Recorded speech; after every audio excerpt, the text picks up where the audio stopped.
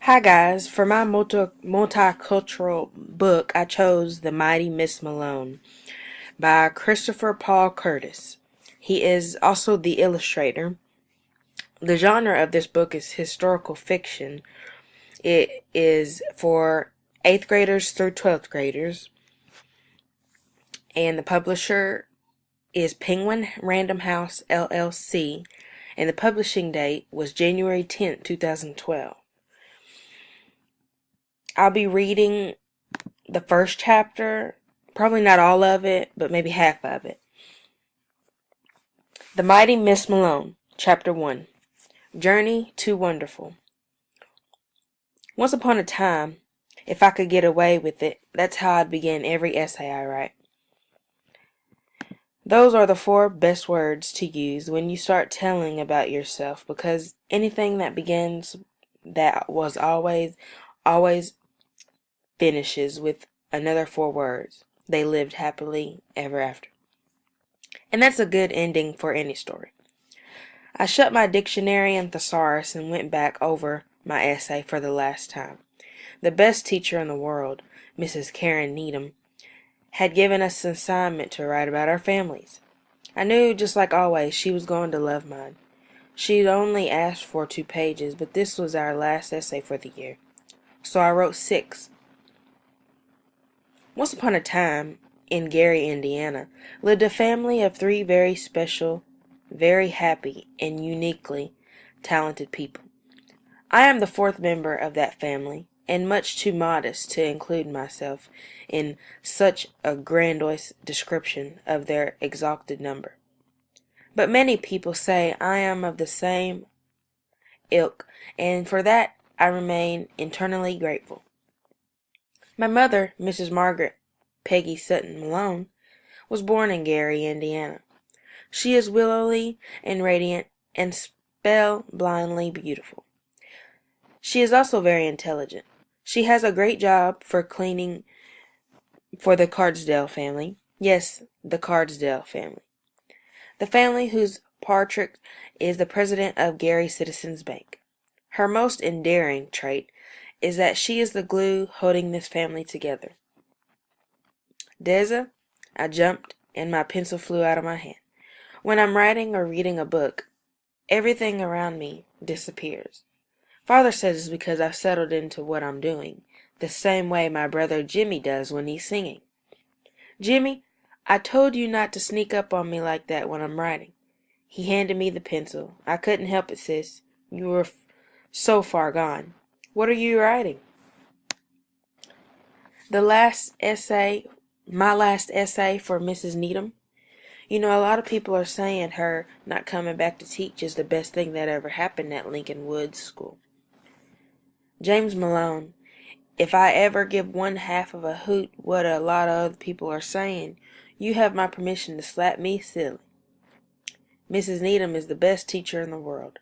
Now, if you don't mind, I never bother you when you're singing. Don't bother me when I'm writing. But lots of people love listening to me sing, Deza. Seems like only you, that little pest Clarence Ann Johnson, and Mrs. Needham like reading what you write.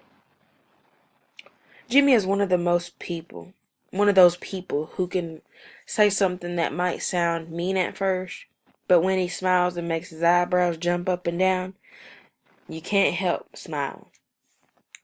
He gets this deep dimple in his right cheek, and you end up laughing right along with him. My dearest friend, Clarence Ann Johnson, has a horrible and completely understandable crush on Jimmy. She says she bets you could pour cornflakes in his dimple and eat them with a spoon. I'm hoping Clarence tastes in boys improves as he gets older. Jimmy, please. Sorry, sis, I'm heading out. Can I do anything for you before I split? No, thanks. Just make sure you're back for supper. I looked at Mrs. Needham's instructions again. What is the most annoying trait of some of your family members?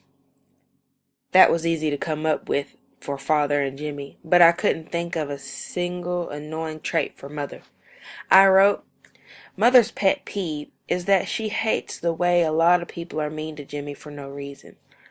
Her dreams are to see father get a job where he doesn't always get laid off for, Jimmy to start growing again and be happy, and to watch me graduate from college and be a teacher. My father, Mr. Roscoe Malone, was born in a village in Michigan called Flint, which is geologically located 250 miles northeast of Gary. For some reason that none of us can understand, he is very proud of this. He is tall and strikingly handsome. He is also intelligent and well-read. He toils and labors mostly for the company, doing work in a horribly hot furnace, and sometimes being a janitor. His most annoying trait is the way he uses alliteration every chance he has. I looked up from my paper. That is so true, but I wondered for a minute if I should put it in the essay. It isn't like he can help himself. He always calls me his darling daughter Deza, and I'm supposed to answer that he is my dearest, delightful daddy. He calls Jimmy the genuine, gentle jumping giant, and Jimmy's supposed to call him his fine, friendly father figure. Father also calls Mother the marvelous mammalian matriarch, but she says she won't respond because she refuses to play silly word games with such a hard-headed husband who hasn't heard how horrible he is. Mother told me such nonsense is in the blood of the Malones, and you should be happy that so far it looks like you haven't inherited any of it. She says Jimmy is a different story. I tapped the pencil on my teeth. I know it's rude and disloyal to discuss family business with other people, but Miss Needham says good writing is always about telling the truth.